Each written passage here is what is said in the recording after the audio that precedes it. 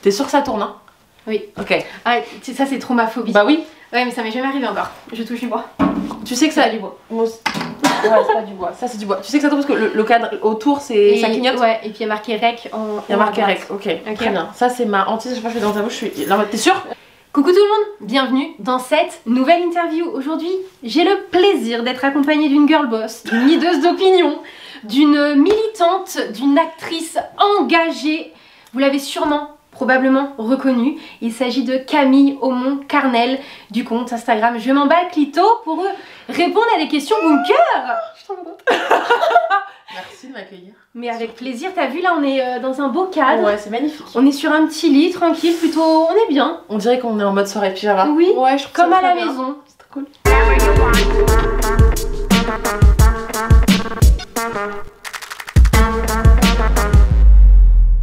Je suis absolument prête à répondre à toutes tes questions. Tu me réponds du tac au tac, pas de langue de bois, mais je sais que toi tu n'en as aucune.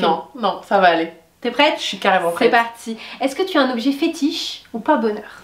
Un porte-clés qu'une de mes meilleures amies m'a offert. Ok, donc que t'as toujours sur toi. Que là j'ai récemment sur moi et à qui je parle beaucoup.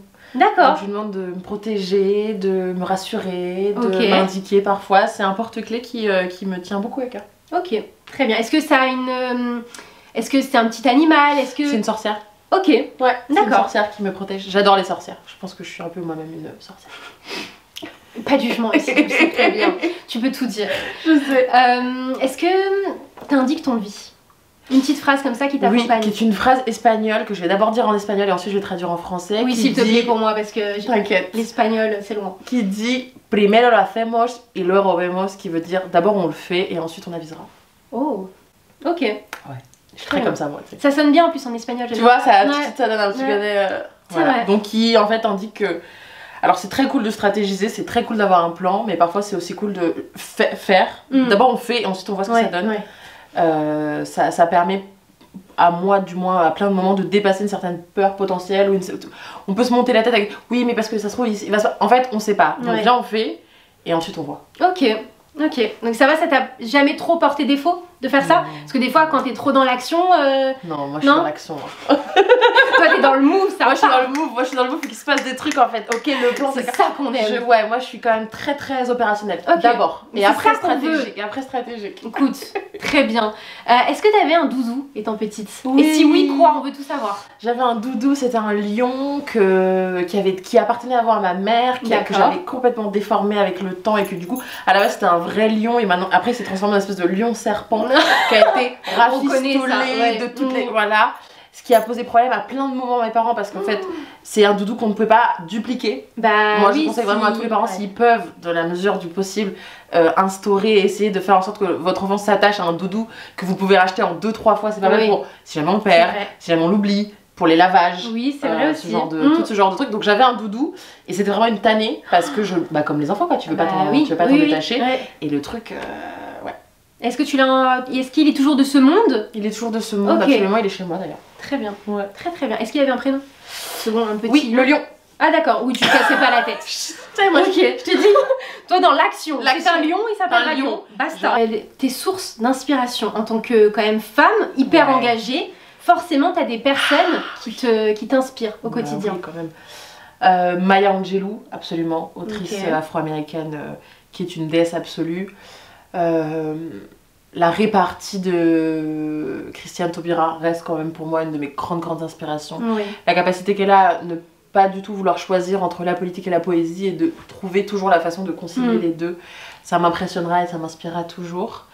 Bell Hooks qui est une autrice aussi que moi j'aime, qui parle d'amour comme rarement on a réussi à me faire aimer ces sujets-là, qui parle de politique, qui parle du fait d'être noir, qui parle de tous ces sujets-là d'une façon qui est tellement abordable, c'est des phrases courtes, elle a un rapport à des sujets politiques mais en les ramenant à un truc hyper terre à terre et surtout en les ramenant à quelque chose d'intime. Et je pense que là-dessus notre démarche est assez semblable. Et après j'ai quand même un pool de copines qui sont des véritables déesses.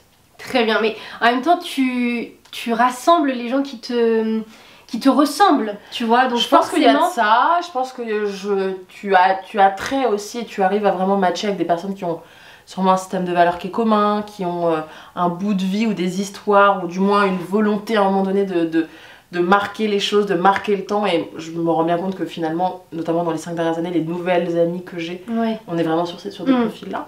Sur la même longueur d'onde. Sur la même longueur d'onde, action, les meufs elles sont là, elles veulent occuper l'espace. C'est ça. On y va, on s'organise. Donc ouais, c'est des meufs avec qui j'ai quand même tendance à matcher. Ouais. Ok. Maintenant, je veux savoir ton plat préféré. Toi qui adore la bouffe. Ouh, ça doit forcément être un plat. Ou un ingrédient, vas-y. L'oignon. C'est vrai? Je ne peux pas cuisiner sans oignon, c'est mon légume préféré, je l'ai tatoué carrément sur mon corps. Ah, ok. J'ai un oignon nouveau tatoué sur le corps, j'aime l'histoire de cet aliment, j'aime ce qu'il représente. L'oignon est notamment un ingrédient qui a tant des testicules que des ovaires, c'est un ingrédient qui a une couronne.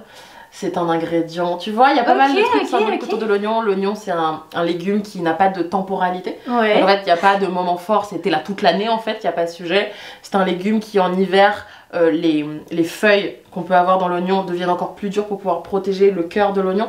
Il y a une symbolique que j'aime beaucoup dans l'oignon. C'est un ingrédient qui, si tu ne sais pas bien le couper ou le cuisiner, te fait pleurer. Oui, mais si tu sais le faire, ne te fait absolument pas pleurer. Donc voilà, pour toutes ces raisons-là, j'aime beaucoup l'oignon. C'est doux, c'est sucré. Souvent je me compare moi-même à un oignon et j'aime beaucoup l'interview part en couille. Oh là là. Mais tu sais qu'en 5 ans de bunker, t'es la première invitée qui me fait carrément une dissertation sur un ingrédient, sur l'oignon. Camille Moncarnel, #oignon. Non mais c'est incroyable. Ok. Et du coup l'aliment ou le plat que tu détestes absolument? L'aliment que je déteste, tout ce qui est anisé. Donc j'aime pas le fenouil, je vais avoir du mal avec le céleri, j'aime pas du tout l'anis, j'aime pas du tout la cardamome, j'aime pas... Alors ça c'est quelque chose que je ne connais pas mais... Ah bon bah voilà, c'est tous les aliments qui sont anis, donc j'aime pas le ricard, j'aime pas le pastis, d'accord. Voilà, ces façons-là. Ok. J'aime pas tout ce qui est anisé. Ok. Le réglisse, la réglisse je crois qu'on dit d'ailleurs. La réglisse. Le réglisse, mais c'est plus toi t'es quand même... Je crois que c'est la réglisse. Ah ouais, dites-nous en commentaire, au cas où. Ouais, le là, quel team? Parce que toi tu viens quand même, tu as fait une école de cuisine. Ouais, j'ai fait donc voilà, l'art culinaire tu le connais forcément. C'est mon dada, ouais. C'est mon dada et c'est justement pour ça que c'est pour moi une véritable langue. Et tant je pratique et je maîtrise 3 langues qui sont le français, l'anglais, l'espagnol, à date j'estime que ma façon de cuisiner et le rapport que j'ai à la cuisine est pour moi une véritable langue, dans le sens où c'est aussi comme ça que je communique avec les gens. Et que j'ai l'impression que souvent que les mots ne suffisent pas et qu'il faut vraiment faire ressentir des choses aux personnes. Et moi ça passe notamment par des plats, donc souvent quand les mots me manquent, tu vois, je mets des plats dessus. J'adore. Voilà. J'adore cette réponse. Ouais, je pense l'oignon. Tout est parti d'un oignon. De fou. Et regardez l'aspect philosophique des choses. Mais on adore. Ouais. Franchement c'est la réponse la plus philosophe qui existe sur cette chaîne, sur cette question-là. Oui, je pense que t'étais très bonne en philo, ouais. J'étais très bonne en philo. Bah, très bien, écoute, parfait. Si tu veux me faire des réponses aussi sophistiquées jusqu'à la fin de l'interview, ça part, tu le sais. Est-ce que tu as une phobie? Oui, les serpents. Ok. Ouais, alors là, il n'y a pas de philo, hein. Ouais. Les serpents, je ne saurais pas vous expliquer pourquoi. Ok. Ça me dégue un peu. Ok. Ouais. Après, c'est une phobie, donc tu peux pas aller contre, malheureusement. Après, ça se traite. Tu sais qu'il y a ça se traite, ça se travaille. Mais comme je suis pas non plus dans un environnement où j'ai souvent affaire à des serpents, j'ai pas non plus ressenti le besoin. Tu vois, dans mon quotidien, c'est pas handicapant. Est-ce que tu peux me dire le meilleur compliment que tu aies reçu et de la part de qui? Oh waouh. Ah, j'adore cette question. S'il y en a un forcément, parce que tous les compliments sont beaux. Je vais t'en donner 2. Vas-y, t'as le droit. T'as le droit à un joker exceptionnellement parce que c'est toi. Beaucoup. Alors, un qui concerne absolument ma cuisine. Donc c'est toutes les personnes qui... Moi j'ai déjà eu des personnes qui ont pleuré en mangeant ma cuisine. Ok. C'est le meilleur compliment que tu puisses me faire parce que ça veut dire que ça vient toucher à un endroit particulier. Ils ont pleuré parce qu'il y avait un oignon ou... Non, même pas. Non, parce que c'était bon, parce que c'était juste, parce que souvent, sûrement que ça devait leur rappeler une certaine Madeleine de Proust de leur enfance. Enfin, il y a, avec le goût et la cuisine... Des fois, ça s'explique pas, Ça s'explique pas, et juste ça te prend, et en fait, tu pleures, voire même tu jouis, et je crois vachement aux orgasmes culinaires, moi. C'est vrai. Donc ça serait un premier compliment, mais qui n'est pas littéraire, qui n'est pas verbal, mais je trouve ça aussi tout intéressant. Tout à fait. Et le deuxième compliment, le plus beau compliment qu'on m'ait fait... Bah c'est une femme qui m'a dit qu'elle avait eu son premier orgasme après avoir... écouté tous mes podcasts, lu tous mes contenus et que ça l'avait amené à un niveau de décomplexion et de détabouisation de certains sujets, qu'il avait elle-même amené à une certaine forme de lâcher prise et qu'elle avait enfin eu son premier orgasme. c'est le meilleur des compliments qu'on puisse me faire. Ok, oui, je pense qu'on peut... Oui, on peut pas l'égaler. Non, on peut pas l'égaler. Je vais pas te dire... J'ai pas envie d'aller sur le terrain de gens qui disent que t'es intelligente, que t'es charismatique. Oui, parce que ça, déjà, c'est vrai, puis on n'aime pas se saucer nous-mêmes. Non, mais tu vois. Ça, tu vois, ouais. Si, moi ça va, mais je trouve que c'est... Vas-y, t'inquiète, je vais C'est te un saucer truc... non, mais je pense que en plus t'as plein de personnes qui t'ont répondu. Quand les gens me disent que je suis intelligente. Non, moi c'est... Encore une fois, avoir un impact sur la vie des gens, qui soit intime, culinaire, sexuel, voilà. Donc ça serait les 2 plus beaux compliments qu'on m'ait fait. Très bien. Est-ce que tu peux me dire, là à 27 ans, tout juste 27 ans, il y a quelques jours, ta plus grande fierté? T'as le droit à un autre joker. Parce que j'aime bien, je vois que t'as envie de t'exprimer, t'aimes bien, une réponse ça te suffit pas. J'aime pas moi. Toi t'es vraiment une conférencière, t'aimes trop parler, t'aimes trop donner aux gens. Tu vois, faut qu'on ait des connexions, faut qu'on ait des... Voilà, faut qu'un sujet en amène un autre. Exactement. Moi, je suis une parolière quand même. Ma plus grande fierté, d'avoir réussi à créer un mouvement qui va au-delà de ma propre personne. D'avoir réussi à créer quelque chose qui, même si moi je n'existe plus physiquement, continue à vivre. Je pense que c'est quand même... c'est une grande fierté parce que ça vient me rassurer juste sur l'avenir, sur mon rapport à la mort, sur mon rapport à mon existence, sur mon rapport sur ma raison d'être là, sur tout ça. Donc arriver à créer des choses qui marquent tellement les gens et qui en fait... Avoir réussi à créer quelque chose où les gens sont si facilement rentrés dans mon univers, je dirais que c'est ma plus grande fierté. Et le fait d'être autrice, écrire des livres, c'est vraiment quelque chose qui... On peut shut down Instagram, on peut me censurer, on peut me troller, on peut m'interdire de prendre la parole, on pourra pas cramer tous les livres. Et c'est pour ça que je me tue à écrire des livres tous les ans. C'est parce que dans 5 ans, dans 50 ans, dans 100 ans, quand moi je serai plus là pour défendre mes propos et défendre mes sujets, défendre ce en quoi je crois, il y aura mes livres qui pourront continuer à militer. Mais c'est vrai parce que du coup là c'est ton 3e livre. J'espère qu'on voit bien. Est-ce qu'on fait les trucs comme Est-ce qu'on peut... Voilà. Les mots du cul, manifeste joyeux des sexualités aux éditions Le Robert. Donc c'est ta nouvelle pépite. En plus c'est le premier livre donc aux éditions Le Robert dans l'édition, dans la catégorie dire c'est agir. Exactement. Est-ce que tu peux nous en parler un petit peu de ce livre? Moi je l'ai lu très facilement et pourtant Dieu sait que je n'aime pas trop lire. C'est vrai? Ouais, vraiment. Et j'ai réussi à te le faire lire? Oui, vraiment. Et il y a 400 pages quasiment je crois. C'est un mastodonte. Voilà, franchement c'est à lire et à relire. Et comme tu le disais si bien, quand tu seras plus là où on peut te censurer partout, mais les livres ça reste. Ça vit. C'est un objet transgénérationnel aussi parce que voilà ça peut se passer. Enfin moi je pense que ma mère pourra le lire, ma fille pourra le lire et ça ouvre à la discussion que tu sois une meuf, un mec. Enfin voilà c'est. Merci. Non mais c'est sincère en plus tu le sais.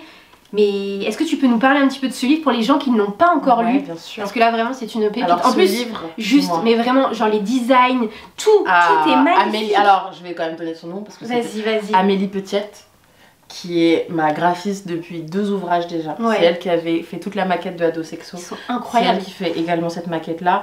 Lisa Ringot, qui est l'illustratrice de ce livre, donc qui a fait toutes les satires et tous les dessins humoristiques de ce livre.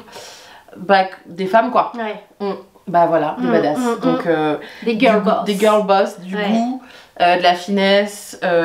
Amélie vraiment elle a réussi à créer une maquette qui est complètement unique en son genre et qui prend tant les codes du dictionnaire que les codes aussi du magazine. C'était vraiment mes 2 inspirations parce que quand je signe avec Le Robert, qui reste une grande maison d'édition, mais qui est une maison d'édition qui fait des dictionnaires, donc en fait il n'y a pas le côté branché, il n'y a pas le côté style, il n'y a pas le côté DA et là tout tu ça. casses un petit peu les codes. Et là on casse les codes. Donc cet ouvrage c'est déjà une volonté de casser les codes. Cet ouvrage c'est une volonté de enfin sortir peut-être un dictionnaire qui ressemble à une nouvelle génération, qui est la mienne. Moi j'ai grandi en étant complètement une nerd des mots et moi j'étais typiquement le genre de gamine et d'adolescente à lire des dictionnaires quand je me faisais chier. C'est vous dire le rapport à la langue et le rapport à ces objets que j'ai. Ce que j'aime beaucoup les dictionnaires, c'est que c'est des livres qu'on n'arrive pas à jeter, c'est des livres qui se passent de génération en génération. C'est encore un cadeau avec les atlas qui s'offrent tous les ans. Donc il y a un côté complètement intemporel. Moi j'ai voulu casser ça en créant un dictionnaire qui est temporel, en créant un dictionnaire qui, je le pense, dans même pas 10 ans, il faudra remettre à jour. Je crois pas en cette langue où il y a d'un côté la langue qui rentre au Robert et la langue que nous on utilise au quotidien, avec lesquelles on punch, qu'on s'envoie en WhatsApp et qui sont sur des slogans de t-shirts. Moi je crois en une langue qui représente une génération et qui représente une réalité. Et vis-à-vis des sujets de sexualité, l'enjeu, moi l'urgence que j'ai eue, c'était déjà de pas forcément dire voici comment toute une génération vit sa sexualité, mais plutôt de dire voici comment toute une génération parle. Et je vais éternuer. Mais on adore. Je suis là. Voici comment toute une génération... Mais c'est là où tu vois le talent. La meuf, elle éternue, bam, et elle repart direct. Ça part. Action, on a dit action. Voilà comment toute une génération parle de sexualité pour que vous compreniez comment toute une génération vit pas sa sexualité mais ses sexualités. La sexualité n'existe pas, je crois aux sexualités au pluriel, c'est pour ça que le sous-titre de ce livre c'est Manifeste joyeux des sexualités, parce que j'ai envie de revendiquer une sexualité et des sexualités qui à terme ne sont que joyeuses. Par là bien évidemment il faut parler des violences sexuelles, il faut parler du sexe qui est douloureux, il faut parler de toutes ces questions-là qui sont fondamentalement liées au consentement, dans le but, un jour, d'atteindre une sexualité et des sexualités, une vie sexuelle qui n'est que joyeuse. Et donc cet ouvrage répertorie toutes les expressions de faire du sale à protection hygiénique, pourquoi c'est problématique, à avoir ses règles, être indisposé, pourquoi c'est problématique, voilà. Le fait qu'on nous dise, qu'on nous foute une baffe, quand d'un seul coup on a nos règles, pourquoi c'est... En fait, voilà, c'est un livre qui passe en revue vraiment tout un tas d'expressions, des règles, en passant par la sexualité, en passant par les protections, en passant par les positions sexuelles, tout ça. J'explique pourquoi certaines sont problématiques, je propose des alternatives, et enfin, c'est ça aussi qui est hyper bien joué. C'est ce que j'allais dire. J'invente des expressions. Je m'autorise, dans l'univers de la langue française, qui, j'ai l'impression jusque-là, était un peu perçu comme intouchable, à inventer des mots parce qu'il y a une urgence, selon moi, de mettre des mots sur des réalités, sur des choses qu'on vit. C'est pas une chose, c'est de les vivre, et la deuxième chose, c'est de trouver et de créer les outils pour qu'on puisse en parler. Et en parlant, en fait, on va sortir du tabou. C'est-à-dire que tant qu'on n'a pas les mots pour parler, je sais pas, du moment où ton tampon fuit, en passant par le moment où t'es chez le gynéco et en fait, tu t'es pas épié. En fait, voilà, il y a des réalités qui existent. On s'était pas mis d'accord sur des expressions, on s'était pas mis d'accord sur des mots, donc j'ai pas la prétention d'imposer quoi que ce soit, je propose. Donc moi je vous fais une proposition de tout un tas de nouveaux mots, il y en a à peu près 100. Mais c'est ça qui est hyper bien franchement, et tu le dis, c'est ta proposition mais il pourra en avoir des milliers d'autres. Et surtout je laisse la main à l'auteur, à l'auditeur, à l'auditrice, à l'autrice de... Enfin, au lecteur, aux lectrices, de surtout se dire ah bon bah elle l'a peut-être fait dans cette catégorie, moi j'ai envie de continuer l'exercice, moi dans ma réalité il y a ça qui se passe, qu'est-ce que je pourrais utiliser comme mot, on en parle à nos potes, et puis moi j'ai parlé de sexualité, mais quid de la nature, quid de la politique, quid du monde du travail, quid de la grossesse, enfin il y a tout un tas de sujets. Il y a même un clin d'œil à Aya Nakamura. Bah ma déesse quoi. Ça quand j'ai vu ça, j'ai dit mais non elle a osé. C'est rentré dans le Robert. Tu l'as fait. Action elle l'a fait. Ouais. Katjana. Ouais. Il y a le QR code, je dis ça. Franchement, mais t'as tout fait. Qui te renvoie directement sur le clip. Non, mais j'ai été vraiment le scanner. Elle a pas fait ça, elle a pas été mettre jusque le clip d'ailleurs. Tu n'as pas vu cette pépite? Tiens, regarde. Mais waouh! Et en plus, c'est hyper stylé, je trouve, dans une bibliothèque ou même un objet déco. C'est un objet de déco. Alors, je vais être très sincère avec vous. D'un point de vue marketing, j'ai tout réfléchi à tout. Mais ça, te connaissant, oui. Non, mais je me suis posée, je me suis dit, ok, comment je fais en sorte que ce livre soit le genre de livre à la maison que tu as envie de poser sur une table basse. T'as pas envie de le ranger dans ta bibliothèque, t'as envie qu'il soit vu. Il y a un énorme cul, la lettre Q en énorme. Les couleurs, elles sont pétantes. C'est soit un livre. Je te le dis parce que maintenant, je fais 2 mois. Oui, vas-y, tu peux. C'est soit un livre, tu peux tout lâcher. Merci. Qui est posé dans les toilettes. Les gens adorent, en mode tu vas aux toilettes. En fait, c'est décalé. C'est décalé, et puis surtout, c'est un moment où tu te poses et tu sais qu'il y a 100% des personnes qui vont se dire, franchement, juste par curiosité, faut que j'ouvre le livre. C'est vrai. Donc, dans les toilettes, c'est un livre qui est lu en couple. Donc, il y a beaucoup de femmes qui l'achètent pour le lire avec leur mec, leur mari, leur plan cul, en se disant, ah, bah tu vois, ce que j'essaie de t'expliquer depuis 3 semaines, là, c'est exactement ça. Apprends-le. Et ensuite, c'est un livre qui est beaucoup offert. C'est beaucoup. Là, j'ai beaucoup de cadeaux. C'est les cadeaux de Noël, les cadeaux pour les anniversaires. C'est le livre que tu as envie d'offrir à ta pote. Puis c'est ça, à ta pote, à ta mère, même à ta grand-mère. C'est vraiment un objet transgénérationnel. Le Robert apporte une caution transgénérationnelle que d'autres maisons avant n'ont pas réussi forcément à marquer de façon aussi forte. Le Robert, c'est vraiment... ta grand-mère connaît, il y a un côté, bon bah si c'est au Robert, ça apporte une certaine forme de légitimité, et on n'est plus dans, c'est la meuf de Jean Baclito qui fait des petites vannes et qui punch, mais d'un seul coup c'est, c'est de l'institutionnel. Et pour ça, c'est la raison pour laquelle je sais qu'il y a beaucoup de petits-enfants qui lisent avec leurs grands-parents, il y a beaucoup de parents qui lisent avec leurs enfants, donc il y a un rapport au temps et à l'âge qui réunit autour d'un objet, et pour le coup, tu me parlais de fierté tout à l'heure, ça fait partie des choses... desquelles je suis très fière. Et puis ça engage, la discussion, dès que tu finis quelque chose... ne serait-ce que la couve, t'es obligé d'ouvrir le bouquin. Enfin voilà, t'as envie de débattre après, là, je vais pas tout lire, mais... T'as tellement de trucs, c'est vraiment, mais tout est bien fait. Donc franchement, chapeau, si vous ne l'êtes pas encore procuré, allez-y, c'est la nouvelle pépite. Aussi pépite que son autrice. Je n'ai rien d'autre à dire. À 27 ans, tu as un regret. Ou est-ce que t'es vraiment dans l'action, Non. T'as zéro regret? J'ai zéro regret. Si c'était à refaire, je ferais tout pareil. Ok. Tu sais, j'ai 27 ans. C'est beau de dire ça. Mais surtout, je suis jeune. Tu vois, moi, je veux vivre jusqu'à 100 ans. Je sépare ma vie par quart de siècle. Donc, c'est des blocs de 25 ans. Là, je suis rentrée du coup dans mon deuxième quart de siècle. Je sais que je vais vivre tard. Et donc, il me reste tellement. Tu te rends compte, il me reste encore presque 3 quarts de siècle. Il s'est passé tellement de trucs déjà dans ma vie. C'est vrai, c'est fou. Que je peux pas avoir de regrets maintenant. Non, j'ai encore toute la vie devant moi et j'aime profondément ce que je fais et j'aime profondément le fait de me sentir utile. Donc non mais zéro regret, dans mon monde à moi c'est. Et de toute manière t'es utile parce que je sais que tu reçois beaucoup de messages privés aussi. Parce qu'on peut dire que je m'emballe clito, c'est fait pour les meufs, patati patata, mais il y a aussi beaucoup de mecs. Il y a beaucoup de mecs qui m'écrivent. Il y a beaucoup de mecs qui m'écrivent, qui osent pas s'abonner.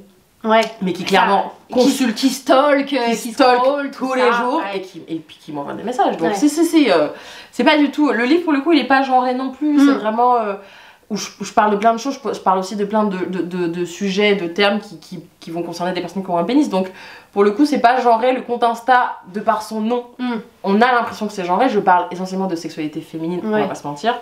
Mais j'ai beaucoup d'hommes qui m'écrivent et je trouve ça toujours. D'ailleurs, c'est les DM qui me font le plus marrer quoi. Ah bah tu m'étonnes. Bah oui. Ouais. Il y a un rapport à l'urgence en mode meuf, SOS. Ma meuf, explique-moi. Tu peux m'expliquer ça parce que je comprends pas en fait et personne n'a été capable de m'expliquer. Oui, bonjour Gauthier _, 2212. Je vais t'expliquer. Ça s'appelle un orgasme, tu vois. Donc bon, c'est toujours marrant. Et j'aime le fait que les mecs osent poser des questions plutôt que de se dire. Moi je sais tout ou je vais quand même pas poser cette question, je vais avoir l'air con. J'aime le fait qu'ils osent poser des questions. Puis ça veut dire que les mentalités commencent aussi à évoluer petit à petit. Parce que je pense qu'il y a encore forcément il y aura encore beaucoup de taf. Mais tu mets vachement quand même ta pierre à l'édifice, hein. Ça on peut le dire. Hein. Et oui, je pense qu'ils sont beaucoup, ils sont plusieurs à le dire derrière leur écran. Merci. Dernière petite question et pas des moindres. J'ai peur. Non, toujours tu sais que ici c'est toujours la bienveillance. Si là par exemple on avait un petit génie qui venait sur le lit et qui te demandait Camille, dis-moi tes 3 vœux. Quels seraient tes 3 vœux qui pourraient t'exaucer comme ça? L'égalité salariale dans toutes les entreprises et dans tous les secteurs de métier. La gratuité des protections périodiques et menstruelles. Et la véritable avancée légale, judiciaire et législative concernant les violences sexuelles. C'est 3 propos très politiques, mais... Bah oui, mais c'est encore dans ta ligne de conduite et dans ton combat que tu fais chaque jour, Exactement. Donc ça serait ça. Très bien. Bah écoutez, merci beaucoup d'avoir regardé la vidéo. Merci à toi Camille d'être venue. Merci à toi pour l'invitation sur ce pieu. Et on adore. Tu vois, je ne pouvais pas mieux te le savoir. Il y a un nouveau concept. T'as vu? Nouveau concept. Écoute, franchement, mais de ouf, l'interview pieu en action les gars. C'est ça qu'il faut. C'est la première. Écoute, je suis très contente que tu l'aies faite avec moi. N'hésitez pas à la suivre sur les réseaux sociaux parce que cette fille, voilà, c'est une véritable pépite. Son livre, encore, je vous le redis, Les mots du cul, manifeste joyeux des sexualités. Je vais pas perdre ta petite photo parce que là, c'est quand même incroyable. N'hésitez pas à vous le procurer et puis on vous fait de gros bisous et on vous dit à très vite pour une prochaine vidéo. Ciao. Bisous. On adore.